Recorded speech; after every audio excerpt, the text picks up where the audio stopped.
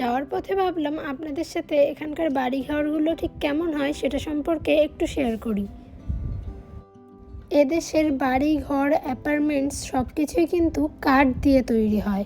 আমরা কম বেশি সবাই জানি যে জাপানকে ভূমিকম্পের দেশ বলা হয়। তাছাড়াও এই 1 তারিখে ঘটে যাওয়া ভয়ঙ্কর ভূমিকম্পের কথা তো সবারই জানা।